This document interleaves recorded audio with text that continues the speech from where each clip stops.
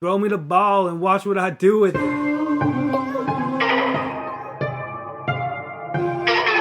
are now tuned into the CherryPickin podcast with your host, Andre Cherry.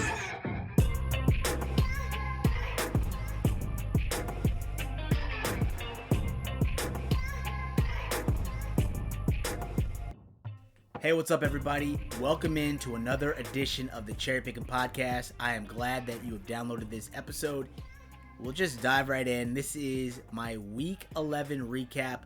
On the other side of the recap, I'll give you my Week 12 locks for this week, and we'll get started. And man, I haven't actually fared too well in making my predictions for my weekly top 5 locks for like the last couple weeks.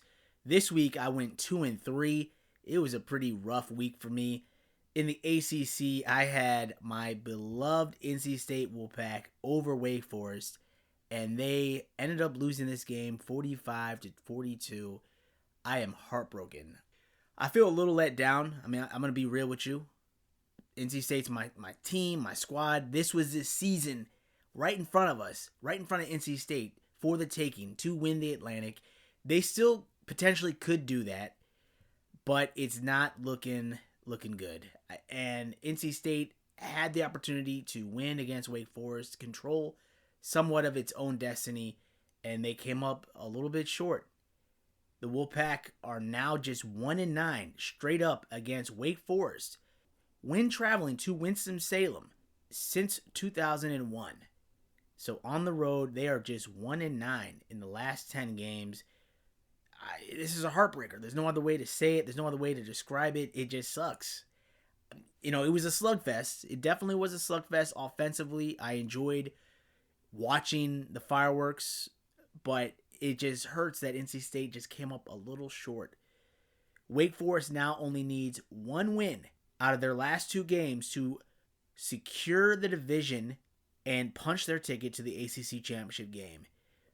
In this matchup against NC State and Wake Forest, these 2 quarterbacks are really good quarterbacks. They actually didn't have their best performance this weekend, but Wake Forest's quarterback Sam Hartman did enough to lead his team to a victory. The quarterback threw for 290 yards on 20 for 47 passing with 3 touchdowns and 3 interceptions. He also accounted for 1 rushing touchdown for the Demon Deacon, so he held on. He led this team to a victory. There are moments in this game where it looked like NC State was going to run away with it. There are moments in this game when it looked like Wake Forest was going to run away with it. But overall, I'm disappointed in the outcome. But I am proud for some of the players on NC State for really giving it their all. I mean, it seemed like everyone was hustling. But NC State was a little too short. They came up short in this game. The Wake Forest defense had some huge stops. They also came up with 3 turnovers against NC State. The Wolfpack shot themselves in the foot with the penalties. You know I'm not a big fan of the penalties. And the Wolfpack racked up 14 penalties. 14 for over 119 yards. So that's a lot of penalties that can make the difference. In a game as close as this one, it surely did. But shout out to players such as Zonovan Knight, who had a pair of electrifying kickoff returns, including a 100-yard return for a touchdown, which helped keep NC State in this game. He had 2 touchdowns, or 2 returns in particular, that really sparked this offense for NC State. And that second one, where he went 100 yards for a touchdown return, really helped keep NC State in this game. Shout out to the kickoff return team. Great blocking on all of the returns for Zonovan Knight this weekend. Anytime you see a run like that on special teams, man, it makes you feel good. It electrifies you. It pumps you up. I was rocking all the way out in Philly. I was so jacked for that return and the fact that NC State showed some signs of life that they may have a shot to win this game. And it still didn't matter in the end. They came up 3 points short. And man, that's unfortunate, man. I also want to call out NC State wide receivers Emeka Emezi and Devin Carter. They each had 2 touchdowns in this game. They caught balls for over 100 yards each, respectively. So these guys, offensively, were doing everything they could to keep them in the game, but Wake Forest just proved to be too much. So Wake Forest, I believe they play Clemson this weekend, and then they end the season with Boston College. They just need to win one of those games, and they punch their ticket to the ACC championship game. So all hope is not lost. There's a shot that NC State can still win out and still win the Atlantic. But they need Clemson to beat Wake Forest, and I believe Wake Forest is going on the road to Clemson. And Clemson's got some insane streak right now, like 45-game win streak, something like that, at home.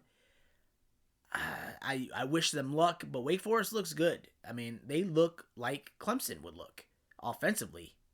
Clemson is certainly not themselves this season. This is a rare Clemson team that we've seen. I mean, we've gotten so used to them blowing out teams, to being so dominant each week, and this year it seems like they've hit reality. They're back to reality, so to speak. We'll see what happens there, but there's a shot that Wake Forest could lose out. Boston College is playing really well now that Phil Jerkovic is back, so it's not outside the realm of possibility that NC State could win out, but I don't feel comfortable in the fact they had opportunities to control their own destiny this season, and they blew it. They lost to Miami, they lost to Wake Forest, and I never feel comfortable when somebody else can control my fate. And that's exactly what is happening to NC State right now. They have to pretty much wait and see what Wake Forest does against these other teams, and that's never a comfortable feeling. We'll see what happens. A heartbreaking loss for me and my NC State Wolfpack, but there will be better days ahead. In the Big 12, we had Oklahoma over Baylor. This was also a loss for me this week. The Sooners had their 7-game win streak over Baylor snap this weekend. They had previously won the last 7 games over BU, dating back to November 14th, 2015, by an average of 13.5 points. The Sooners saved their worst offensive performance of the season for this matchup against Baylor. Through 9 games of this season, the Sooners actually averaged 477 total yards per game. The Baylor defense did a great job limiting the Sooners offense in this particular game this past weekend. They held the OU offense to only 260 total yards. So hats off to the Baylor Bears. They really did a great job controlling, limiting that explosive Oklahoma offense. Quarterback for the Sooners, Caleb Williams, threw 2 picks in this game. He was sacked 5 times. He did not have a good performance at all. Spencer Rattler actually showed up, I think, towards the end of the game and got some time, but yikes, Caleb Williams not having one of his better days this past weekend against Baylor. Baylor's running attack, by comparison, had a great day offensively. As a unit, they had a field day over the Sooners. As a team, they rushed for 296 yards. Running back Abram Smith rushed for 148 yards on 20 carries, and Jerry Bohannon ran for 107 yards on 9 carries with 2 touchdowns. So the Baylor Bears got it done on the ground. Almost 300 total yards of offense rushing. That's ridiculous. So I got a loss there in the Big 12. In the Big 10, I did get a victory. I got Wisconsin over Northwestern. Chicago's Big 10 team, Northwestern, by a score of 35-7. As I predicted last week, Wisconsin had a field day rushing the ball over Chicago's Big 10 team. Running back for Wisconsin, Braylon Allen, rushed for 173 yards on 25 carries with 3 touchdowns. Allen has now rushed for over 100 yards in 6 straight games. So Wisconsin continues to get it done on the ground. They have a history of great running backs, and maybe Braylon Allen is another guy that is etching his name into the history books for Wisconsin someday. He's only a freshman, so he's got some time. He is the first Wisconsin true freshman to run for at least 100 yards in 6 consecutive games since Anthony Davis in 2001. Allen improved his season rushing total to 834 yards. So that is a great performance by Mr. Braylon Allen. Great win for the Wisconsin Badgers. The Northwestern Wildcats are now riding a 4-game losing streak, and if they aren't careful, they could drop the last 2 games of the season. One against Purdue, which is pretty hot against good teams. They get up for those ranked games against ranked Big Ten opponents. I would think Purdue should handle the Cats no problem. Wildcats are not looking good this season. And then Northwestern has a season finale against Illinois. That could be a tough game this year. Illinois has got some good wins on the resume this season. It's sad, though, because Northwestern, they are in the bottom of the Big Ten West standings after winning the West in 2020. So they're kind of bipolar these last few seasons. I think in 2019 they had a pretty dismal season as well. I think they went 3-9 or something like that. So Northwestern is a crazy team. It's a crazy division in the Big Ten. The Big Ten West is. So tough break for Northwestern this season. But by comparison, Wisconsin sits atop the Big Ten West standings at the moment. They are tied with Iowa for first place. Wisconsin, Iowa, and Minnesota have some games coming up here. So it'll be really interesting to see what happens down the stretch in the Big Ten West, because it's anybody's ball game right now. Minnesota is in the driver's seat, but Wisconsin and Iowa are right there. Anybody could finish this thing out and win the Big Ten West out of those three teams. Then in the Pac-12, I had Utah over Arizona. This was a victory for me this week. Utah got the 38-29 victory over Arizona.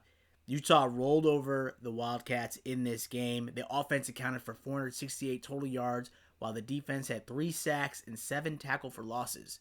So shout out to Utah this week. Then in the SEC, I had South Carolina over Missouri. This was a loss for me. South Carolina had played really well. They got that upset victory over the Florida Gators the week prior. I thought South Carolina would have enough momentum, enough juice to get the victory against Missouri this week and become bowl eligible, but it wasn't meant to be for the Gamecocks. Missouri, though, had a great day rushing the ball. It was a big rushing day for Tyler Beatty, who rushed 34 times for 209 yards and a touchdown. His monster rushing performance helped Missouri stave off South Carolina's fourth quarter charge to defeat the Gamecocks 31-28. So great victory for Missouri. Unfortunately, it's a loss for South Carolina, a loss for me in my weekly locks that I make each week. So I went 2-3 this weekend. Overall, when making these straight up predictions, I am 37-18. Let's try to get it right this upcoming weekend. But before I do that, I'm going to take a quick break. I'll be right back. Don't go anywhere. The Cherry Pickin Podcast will be right back after a short break. Hey guys, Mike here, a friend from the podcast of Cheebly's Playground. It's a podcast about board games, pasta, and a whole lot of fun. You can find out about sweet new games that are coming out, sweet old games that have been out for a while, and the best favorites. Who knows? Someone might even get a golden hoodie. Matt, tell them where you can find them. You can find us at Cheebly's Podcast at Twitter and Instagram. And also you can find us on Cheebly'sPlayground.com. Wow, you guys nailed it. Good job, good job. Nailed it. I got an IMDb page, so... Want to know what life is really like after the game is all over? Real athletes are here to share their true stories of adversity and triumph every week on After Orange Slices. Even if you don't like sports, pro athletes, former college stars, celebrities, coaches, public speakers, doctors, and all kinds of experts join the show, and there's a little bit of something for everybody. Join me, Bridget, for a slice of inspiration, plus your everyday sports news sprinkled in. New episodes every Friday at 8 a.m. Pacific Standard Time, available anywhere you get your podcasts. Hey everybody, welcome back to the show. Real quick before I get into my Week 12 locks, I did want to share some other news that happened this week. And of course, if you were a college football fan, you know about the huge upset that Kansas had over Texas this past weekend. The Kansas Jayhawks went on the road to Austin, Texas. They beat the Longhorns by a score of 57-56 in overtime. Shout out to Kansas, man. They are doing the damn thing. They've been playing hard all season. Despite the record, and despite them being Kansas and what you know of Kansas in recent history, Kansas played hard against Texas this past weekend, and I'm glad they are rewarded with a victory over the Longhorns, who seem to be going in the wrong direction. The Jayhawks earned its first Big 12 win since October 26th, 2019 against Texas Tech, when Kansas beat the Red Raiders 37-34. Quarterback Jalen Daniels hit fullback Jared Casey. This guy was a walk-on who hadn't caught a pass the entire season. Comes up with arguably the biggest play of Kansas's season thus far. He scored a touchdown. It was a scrambling throw for a 2-point conversion. I'm sorry, it wasn't a touchdown. It was a 2-point conversion in overtime, and Kansas stunned Texas 57-56, which helped snap the Jayhawks' 8-game losing streak this season and a 56-game losing streak in the Big 12 road contest that stretched back all the way to 2008. I was still in college then. I am a grown man now. It's crazy. Kansas was a 31-point underdog coming into this game. This marks the largest spread upset ever in Big 12 conference game history. The Jayhawks had never won a game against Texas in Austin in the series' history, entering Saturday 0-9 in those games. So shout out to the Kansas Jayhawks. They get it done. That's a bright spot this season. I mean, they're not going to go bowling. They're not going to be talked about each week. They're not a playoff team. But the fact that they were able to get this victory over Texas, that's got to feel good. You're going on the road in Texas, and you upset the Longhorns. And I get it. Texas is not good, but that's still a big win. I mean, this Texas team probably had a roster full of 4- and 5-star players. I saw something online that Kansas only had 1 5-star player on their roster. So it's like David versus Goliath. The little guys beating the big guy. The fact that Kansas went in, got a victory. They've been playing hard all season, man. They really have been. They almost beat Oklahoma. They gave Oklahoma a shock several weeks ago. But Kansas never gave up. And I want to see if Lance Leipold can turn this program around. I want to see if Kansas can build something there. Only time will tell, but shout out to the Jayhawks for getting that victory. I'm sorry that I pick you in my top 5 locks to lose every week. I didn't pick you in this game because maybe deep down I thought Kansas would have a shot to win this game. I don't know. But that is great news from this past weekend. Hopefully you saw the social media posts that were online about this because it was pretty interesting and pretty fun to watch. So shout out to the Jayhawks and Jared Casey, who is the stud of the weekend and probably stud of the season for Kansas. I mean, that's awesome.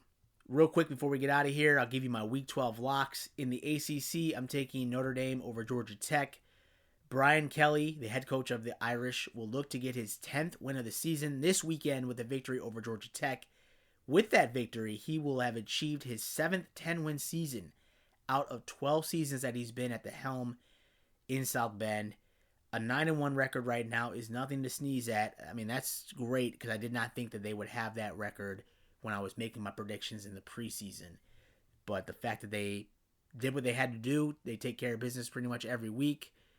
A 9-1 record against their opponents is awesome. I think if they played Cincinnati today, they probably would beat Cincinnati.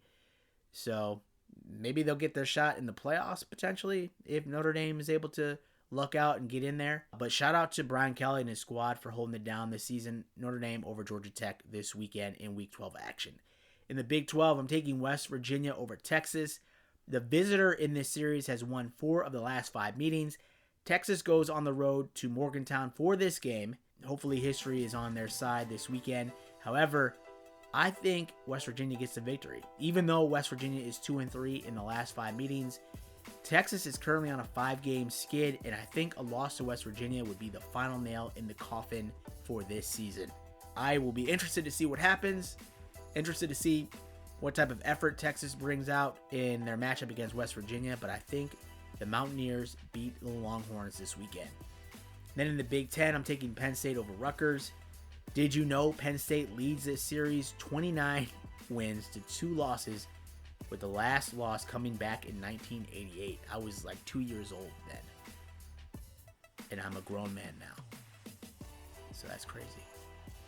In the Pac-12, I'm taking UCLA over USC. I think UCLA gets a victory this weekend. USC is not the USC that we've known in recent history. They are kind of going in the wrong direction. I think UCLA gets that victory this weekend. A big win for Chip Kelly if he can get it. So UCLA over USC. Then in the SEC, I'm taking Auburn over South Carolina. The Tigers travel to Columbia, South Carolina for the 2nd straight season and are looking for revenge after last season's 30-22 loss. So I'm taking the Auburn Tigers over the Gamecocks. So real quick here, I'll read it back to you all. My Week 12 locks: in the ACC, Notre Dame over Georgia Tech; in the Big 12, West Virginia over Texas; in the Big 10, Penn State over Rutgers; in the Pac-12, UCLA over USC; and in the SEC, Auburn over South Carolina. So we'll try to get 5 wins this weekend. We'll see if it can happen. But what an exciting weekend of college football in Week 11. It sucks that my NC State Wolfpack lost. I'm hoping that they have a shot to still win the Atlantic with a little bit of prayer, a little bit of faith, a little bit of luck. It might happen. And shout out to the Kansas Jayhawks for getting a huge win against the Texas Longhorns on the road in Austin. That's awesome. Week 12 is shaping up to be a fun weekend as well. There's a lot of games on the slate here. There's still a lot of important matchups here down the stretch that will determine the conference winners. So stay glued to your seat, stay glued to the action, and it should be a fun weekend. I can't wait to talk to you again soon. Thank you for downloading this episode. Have a great week, and let's enjoy some college football this Saturday. With that, I bid you farewell. Talk to you soon. Take care, y'all. Peace. Shout out to Kansas, man. They are doing the damn thing. They've been playing hard all season. Thank you again for tuning into my Cherry Pickin' podcast. If you enjoyed this episode, please feel free to subscribe to my show and drop me a rating on Apple Podcasts. All of my digital content can be found at the website CherryPickinSports.com. And if you are looking to interact with me via social media, my Twitter handle is @Cherry_Pickin. That's PICKIN. On my Twitter, you'll also find a link to my blog where I post my weekly college football predictions and analysis. I can also be reached via email at cherrypickinsports@gmail.com. Please feel free to reach out to me regarding what you like about this podcast or about what content you'd like to hear more of on future episodes. I sincerely thank you for your support, and I can't wait to talk to you again soon. Take care.